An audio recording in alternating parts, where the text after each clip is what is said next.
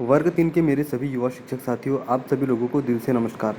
दोस्तों, वर्ग 3 की जो सेकेंड काउंसलिंग है, इसमें अभी तक ट्राइबल का रोस्टर जारी नहीं हुआ है।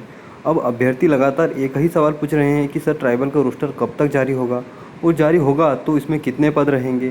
दोस्तों, स्वाभाविक सी बात है, अभ्यर्थियों को लगातार एक ही सवाल मन में यहाँ पर उनकी जगह बना रहा है कि ट्राइबल का रोस्टर क्या उनके भविष्य को निर्धारित करेगा।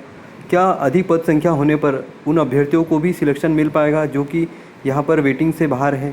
क्योंकि दोस्तों, जो पद दिख रहे हैं इनमें यहाँ पर केवल वेटिंग लिस्ट ही क्लियर होने वाली है और अन्य अभ्यर्थियों को मौका बहुत ही कम मिलने वाला है। तो दोस्तों, ऐसे अभ्यर्थी केवल ट्राइबल के रोस्टर को इस उम्मीद से देख रहे हैं पद वृद्धि होगी और इसमें ज़्यादातर पद शामिल होंगे और पदों की संख्या अगर अधिक होती है तो कम अंक वाले अभ्यर्थियों को भी मौका मिलेगा। क्योंकि दोस्तों, अभी आप लोगों ने देखा डीपीआई का जो रोस्टर जारी हुआ, यह केवल 26 जिलों में जारी हुआ, जबकि मध्य प्रदेश में 53 जिले हैं। अगर इन 53 जिलों में डीपीआई का रोस्टर जारी होता तो पदों की संख्या आश्चर्यजनक रूप से अधिक होती। दोस्तों, आप लोग देख सकते हो, आए दिन न्यूज़ में आप देखते हो, भोपाल, जबलपुर, ग्वालियर, इंदौर जैसे महानगरों में भी पदों को यहाँ पर दिया ही नहीं गया। मतलब इन शहरों में कितने सारे पद खाली हैं, इनको यहाँ पर रोस्टर में शामिल ही नहीं किया गया है।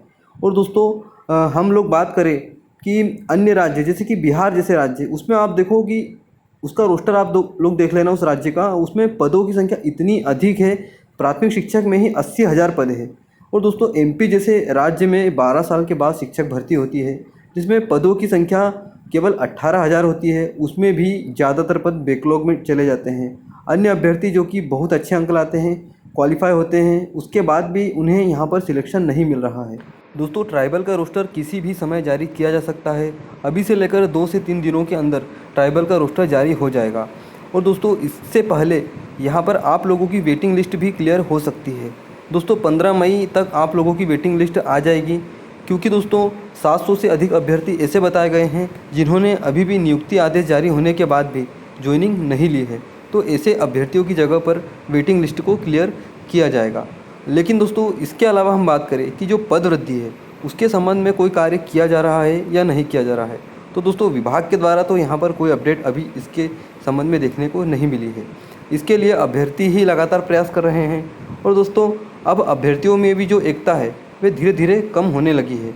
क्योंकि अलग अलग तरह से अभ्यर्थी अपनी अपनी मांगों को लेकर डीपीआई और हाई कोर्ट में पहुंचते हैं। कुछ अभ्यर्थी केवल वेटिंग लिस्ट को क्लियर कराने की बात कहते हैं, तो कुछ अभ्यर्थी पद वृद्धि की बात करते हैं और कुछ अभ्यर्थी जनजाति से यहाँ पर डीपीआई में जाने के लिए केस लगाते हैं, तो कुछ अभ्यर्थी डीएड और बीएड को लेकर बटे हुए हैं। कुछ अभ्यर्थी वर्ग 1 और वर्ग 2 की थर्ड काउंसलिंग के लिए अलग प्रयास करते हैं, तो कुछ अभ्यर्थी अतिथि शिक्षक के नियमितीकरण के लिए प्रयास करते हैं। इस वर्ग में यहाँ पर आप लोगों को एकता देखने को ही नहीं मिली। पूरे एमपी में यहाँ पर अगर हम अभ्यर्थियों की संख्या गिने तो ये 10 लाख से अधिक है। अगर इसके 10% भी अभ्यर्थी भोपाल पहुँचो की जो मांगे हैं वे संयुक्त रूप से पूरी हो जाए, लेकिन अभ्यर्थी भोपाल आना ही नहीं चाहते। अब सरकार ही आप लोगों का निर्णय लेगी कि क्या पदवृद्धि संभव है या नहीं है। दोस्तों, जो सरकार करेगी वही आप लोगों को देखना पड़ेगा। 9 मई के दिन भी कल अभ्यर्थी भोपाल पहुँच रहे हैं। अब देखते हैं कल अभ्यर्थी कितनी संख्या में भोपाल पहुँचते हैं। अभ्यर्थियों को लगातार आप लोग सहयोग दोगे तभी आप लोगों को यहाँ पर कुछ अच्छी न्यूज़ देखने को मिलेगी। गिने चुने अभ्यर्थी अगर भोपाल गए तो वही होगा जो पिछले आंदोलनों में हुआ था। इस बार अगर संख्या बल नहीं बढ़ा तो ट्राइबल का रोस्टर जारी हो जाएगा और उसके बाद आप लोगों के पास करने के लिए कुछ नहीं रहेगा।